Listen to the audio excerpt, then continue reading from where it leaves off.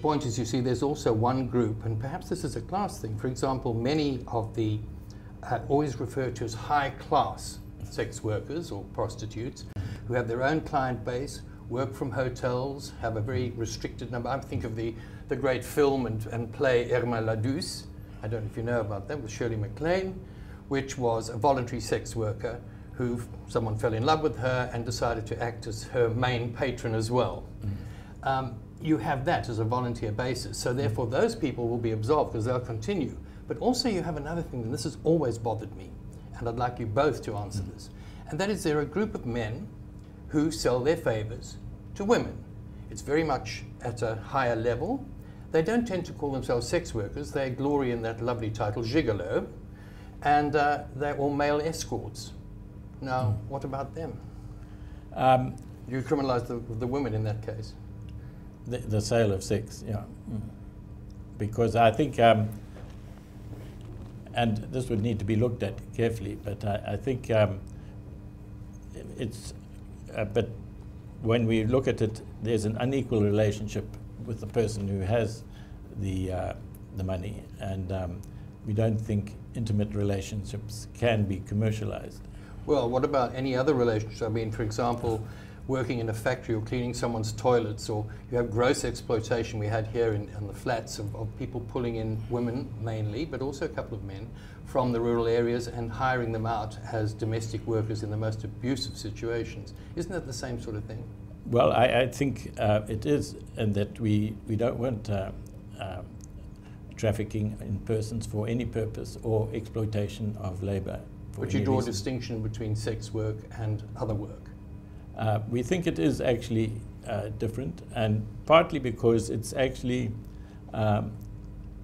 we see it as violence against women, the whole institution of sex work. What do you think, Sally?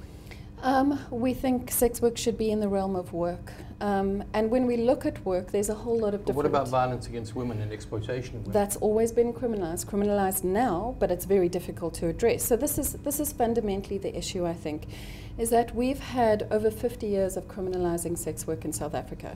So while we may know that decriminalization has been applied in other spaces, quite different to our own, we can certainly say what the impact of criminalization has had on sex workers.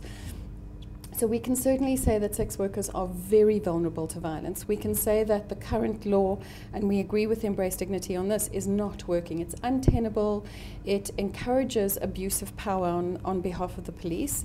And in fact, it enables a situation in which sex workers are subject to all kinds of punitive harassment, where the police actually break the law, and to the extent that the police are actually perpetrators of violence. When we did a survey of sex workers' experiences, we asked them to name the perpetrators of violence against them. They said clients were 57% of the time responsible, and the police only marginally less at 53%.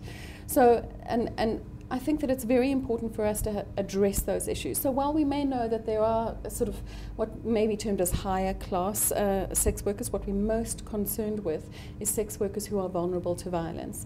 And that for the most part are sex workers who may work on the streets and who work in brothels. Independent sex workers who might be considered independent operators have a lot more choice and options available to them. What we want to do is expand the choices that sex workers have available to them, not contract them. You seem to have a lot of common ground here, Jeremy, don't you think? Yes, I think so. And I think that's why this debate is important, because there are different sectors in society, and in a democracy we need to put both positions clearly. I think we can agree. We took a petition to Parliament for Parliament to address this issue through a joint committee. The British Parliament had such a joint committee and came out with the position of shifting the focus and focusing on demand.